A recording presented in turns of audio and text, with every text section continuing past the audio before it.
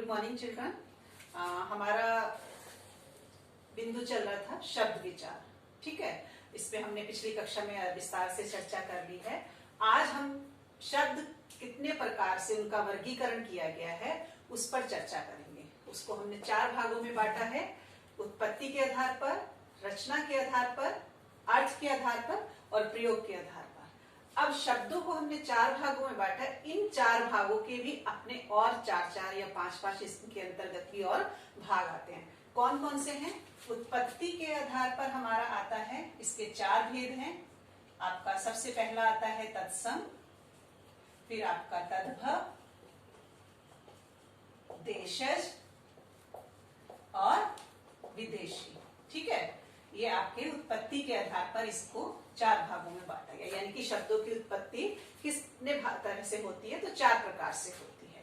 दूसरा है हमारा रचना के आधार पर, इसको हमने 3 भागों में बांटा है। आपके रूढ़, यौगिक और तीसरा है आपका योग रूढ़। इस पर हमने पहले कक्षा में हमने बात की है, लेकिन मैं आज दोबारा से कक्षा शुरू करने से पहले मैं थोड़ा सा फ्लैशबैक में जाके आपको ये बताना चाहती हूँ कि क्या क्या ये चार्ट के अंतर्गत आता है। उसके बाद है अर्थ। अर्थ के भी आधार पर 2 भेद हैं हमारे, सार्थक हो गया और दूसरा हमारा है निरर्थक। ठीक है, सार्थक में मैंने आपको बताया था कि हमारा पूरा का पूरा शब्द भंडार आ जाता है, पूरा का पूरा शब्द भंडार। ठीक है, और उसके बाद हमारा है प्रयोग के आधार पर, इसको भी हमने 2 भागों में बांटा है। कौन कौन से हैं? पहला है हमारा विकारी, जिसमें हमारा पूरा हमारा वो आता है संज्ञा, सर्वनाम, क्रिया, विशेषण एंड क्रिया। ठीक है, और इसका सेकंड पार्ट है अविकारी, जिसके अंतर्गत इसके भी 4 भेद हैं। इस विकारी के भी 4 भेद हैं, अविकारी के भी 4 भेद हैं। इसके अंतर्गत हमारा आता है क्रिया विशेषण, संबंध, समुच्चय और आपका विस्मयादि बोधक। ठीक है, विस्मयादि बोधक। ठीक है, अब शब्द विचार चैप्टर के अंतर्गत ये हमारे सामने इसके अंदर एक चार्ट है। इसको पढ़ने के बाद हमारे इसके अंतर्गत 3 मेन टॉपिक और आते हैं, जो हमारा इसी विकारी और अविकारी के अंतर्गत आते हैं। हमारे समास, उपसर्ग और प्रत्यय। ठीक है, ये इसके 3 भाग। और जो हमारा प्रयोग के आधार पर यहाँ पर है, इस प्रयोग के आधार पर भी हम इसके 4 भेद पढ़ते हैं। आपके कौन से 4 भेद हो जाते हैं इसके अंतर्गत? इसकी 4 इकाइयां हैं। कौन कौन सी हैं? लिंग, वचन, काल और कारक। ठीक है, अब देखिए, आप इस चार्ट को देखिए। इस चार्ट के अंतर्गत मैंने आपसे पहले भी कहा था कि बहुत सारा भाग हमारा व्याकरण का इस चैप्टर के अंदर या इस चार्ट के अंदर आ जाता है। ठीक है, क्लियर है? अब हम एक एक पर चर्चा करेंगे। आज हमारा रहेगा उत्पत्ति के आधार पर। इसके हमारे जो शब्दों की रचना हुई या शब्द हमारे कहां से उत्पन्न हुए हैं, उस पर हम विस्तार से चर्चा करेंगे। आपको मैंने बताया कि उत्पत्ति के आधार पर हमारे 4 भेद हैं। इसके यहाँ पर मैं लिख देती हूँ, 4 भेद हैं।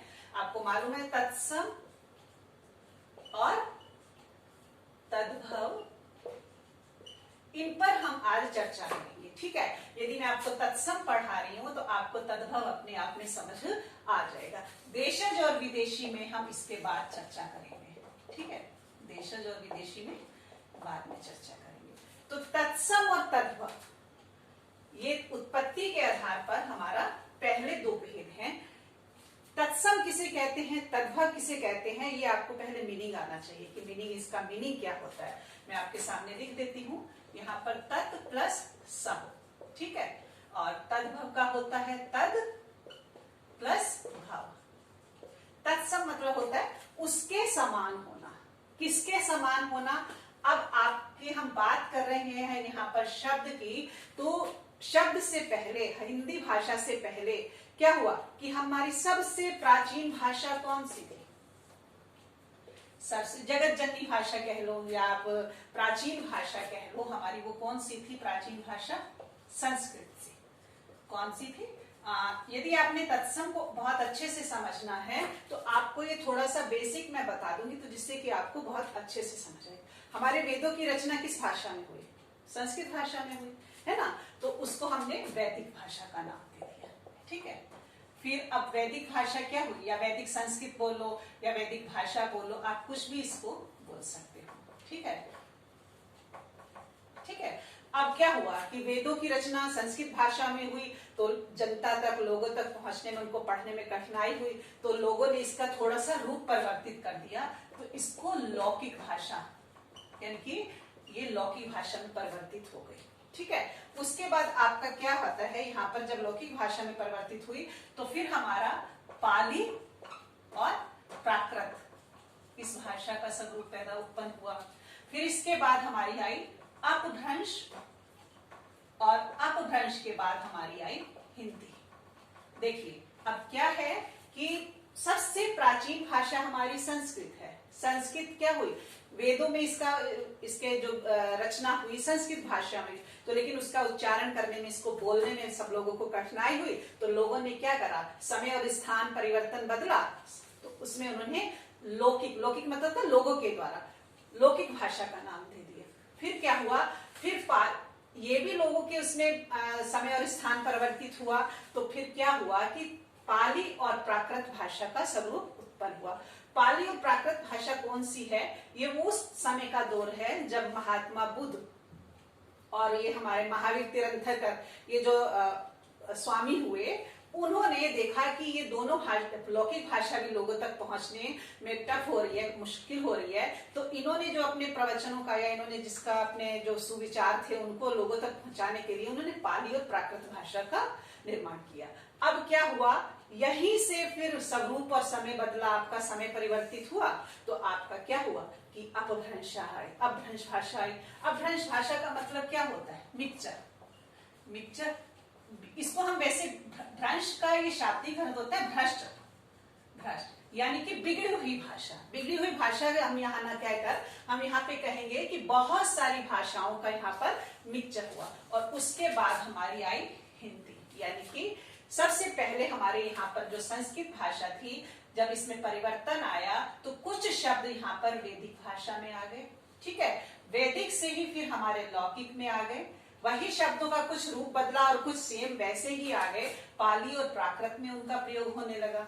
फिर उसके बाद क्या हुआ, पाली और प्राकृत के समय और स्थान में परिवर्तन आया, तो यहाँ पर फिर हमारी अपभ्रंश भाषा आ गई, और अपभ्रंश भाषा में ही हमारी बहुत सारी भाषाओं का मिक्सचर है। इसमें हमारे अलग अलग राजस्थानी, इस तरह से पूर्वी भाषाएं जो हमारी 5 हैं, उनके बारे में यहाँ पे वर्णन होने लगा, और फिर हमारी हिंदी आई। यानी कि शुरुआत तो यहाँ से हुई, संस्कृत तो बहुत पहले से लिखी गई, तो जो शब्द यहाँ पे प्रयोग हुए, कुछ यहाँ आए, फिर यहाँ से यहाँ आए, यहाँ से यहाँ आए, सेम वही शब्द प्रयोग होते रहे, और आज हिंदी में भी हम उनको पढ़ते हैं। यानी कि मूल भाषा हमारी कौन सी हो गई? संस्कृत, ठीक है। अब मूल भाषा जो संस्कृत थी, उसके कुछ शब्दों में परिवर्तन नहीं हुआ, तो वो ही हमारे शब्द तत्सम शब्द कहलाए, ठीक है। और तद्भव कौन से हो गए? उसके जैसा होना। तद्भव का मतलब क्या है? उसके जैसा होना। किसके जैसा होना?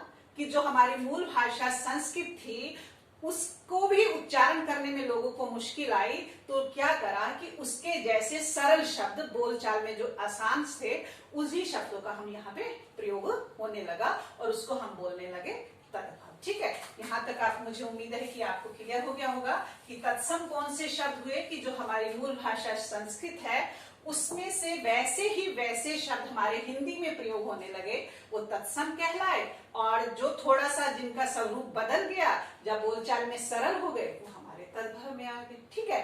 अब प्रश्न ये है कि इनको हम पहचाने कैसे, ठीक है, कि अब हम कितना लर्न कर लेंगे, कितना इसको हम रट लेंगे, या कितना हम याद कर लेंगे। शब्दकोश तो बहुत सारा है, तो शब्दकोश को समझने के लिए उसका कुछ नियम्स होते हैं ना। यदि वो हमें नियम कुछ मालूम होंगे या कुछ हमें रूल्स मालूम होंगे, तो हम इजी से पहचान लेंगे कि ये तत्सम है और ये तद्भव है। मैं यहाँ पे आपको पहचान बताती हूँ तत्सम। यदि मैं तत्सम पढ़ा रही हूँ तो तद्भव आपको अपने आप ही आ जाएगा, इसमें आपको कोई वो नहीं करना पड़ेगा कि अच्छा ये यहाँ कैसे। सबसे पहला रूल इसका क्या है तत्सम का, ठीक है, क्या है, आपने वर्णमाला पढ़ी है,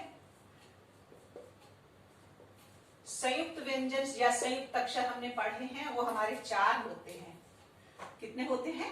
4 होते हैं। कौन कौन से होते हैं? श से क्षत्रिय, त्र, ज्ञ और श। यानी कि जो इन शब्दों से बने, इन वर्णों से बने हुए जितने भी शब्द होंगे वो हमारे तत्सम में आएंगे। यानी कि जो हमारे 4 संयुक्त व्यंजन हैं, उन संयुक्त व्यंजनों से बने हुए शब्द हमारे क्या कहलाएंगे? तत्सम कहलाएंगे।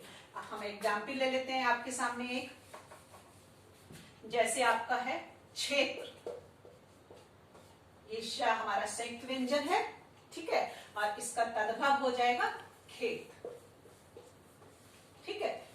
और जैसे हम एक और ले लेते हैं अक्षी, अक्षी हमारा क्ष है तो ये हमारा क्या हो जाएगा? आंख, ठीक है। तो ये हमारा पत्र हो गया आपके सामने, पत्र, और ये हमारा पत्ता, ठीक है। तो यानी कि जो भी हमारे संयुक्त व्यंजन हैं, उनसे संयुक्त व्यंजन हमारे कितने हैं? 4 हैं, और उनसे बने शब्द हमारे क्या कहलाते हैं? तत्सम कहलाते हैं। पहला क्ष, त्र, ज्ञ और श से बने शब्द हमारे क्या है? तत्सम है, ठीक है। दूसरा रूल आपका क्या है? जो री से ऋषि, ये ऋषि, इसकी मात्रा कौन सी है? ये है। इससे बने शब्द हमेशा तत्सम ही होते हैं, यानी कि वो हमेशा, वो सदैव संस्कृत में ही प्रयोग होते हैं। इसका साइन जैसे हम घृत पढ़ते हैं, घृत, ये री को ऋषि उसमें नहीं लिखा जाएगा, लेकिन इसकी मात्रा के द्वारा हम इसको शो करेंगे। तो घृत है, या हम अमृत ले सकते हैं, है ना। तो ये हमारी क्या है? घृत, यानी कि ये हमारे तत्सम शब्द हैं जिसमें री का प्रयोग हुआ, ठीक है। तीसरा रूल है हमारा, यहाँ पर हमने वर्णमाला में पढ़ा था अनुस्वार और अनुनासिक, आपने वहां पे पढ़ा होगा अनुस्वार और अनुनासिक, उससे बने हुए शब्द भी हमारे क्या होते हैं? उनमें अंतर कैसे हम करेंगे, देखो। जैसे अनुस्वार, अनुस्वार है ये, इसका चिन्ह ये है, इससे बने शब्द हमारे तत्सम होते हैं। जैसे मैं आपके सामने एक एग्जाम्पल देती हूँ, पंचम, ठीक है। पंचम का मतलब होता है 5, इससे बने शब्द हमारे क्या होते हैं? तत्सम होते हैं, जहां पे अनुस्वार का प्रयोग करते हैं। अब देखिए, पढ़ हम तत्सम रहे हैं, लेकिन साथ साथ हमारा तद्भव भी क्लियर हो जाएगा। कैसे हो जाएगा? उसके बाद मैं आपको बता देती हूँ कि यदि यहाँ पे पंचम शब्द हमारा अनुस्वार हो रहा है, तो यदि जो अनुनासिक है, अनुनासिक भी हम यहाँ पे पढ़ते हैं, वो अनुनासिक का चिन्ह ये है, तो यहाँ पर क्या है? वो हमारा तद्भव होगा। समझ में आ रहा है ना? ठीक है। यानी कि जहां पर अनुस्वार का प्रयोग करते हैं, वो सारे शब्द हमारे कहाँ आते हैं? तत्सम में आते हैं, ठीक है। उसके बाद हमारा एक और रूल इसके अंतर्गत आता है,